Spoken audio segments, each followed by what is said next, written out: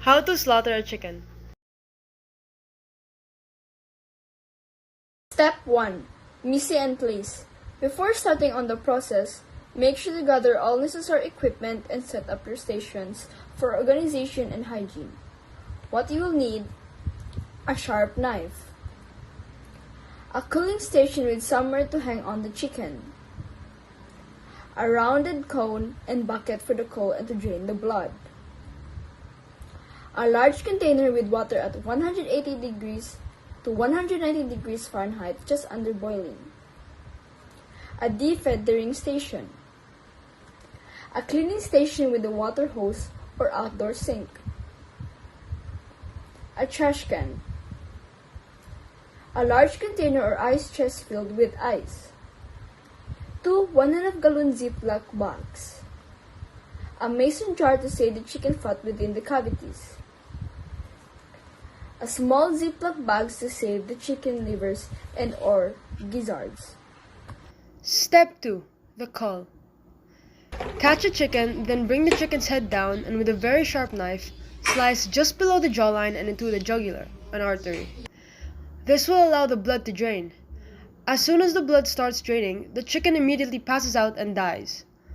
Allow the chicken to hang for a minute or two, then cut the head off. Once the head is cut off, let the chicken hang for another minute or two to make sure all of the blood has drained. Step 3. Plunge the chicken. Plunge the chicken into the hot water bath for 45 seconds to 1 minute. This allows some of the fat to melt around the pin feathers, making it easier to defeather. Step 4. Defeather. Quickly tuck the chicken's legs under its breast and begin to pull out the pin feathers from around the wings and tails first, as these can be difficult to pull out once the bird cools. Step 5. Cleaning the chicken. Cut the feet off at the joint. After you have cut the feet off, starting at the neck, find 2 tubes that are binded together, the crop and the esophagus. Separate them and pull each one down, the neck as far down as you can. Next, turn your bird around, feet facing up to begin to cut the bird open. Now follow these steps. First, make your first cut right below the chicken's vent. Second, from the tip of the rib cage, in a triangular shape, cut down to where you made your first incision. Make sure to cut through the fat until you start to see the inside of the cavity.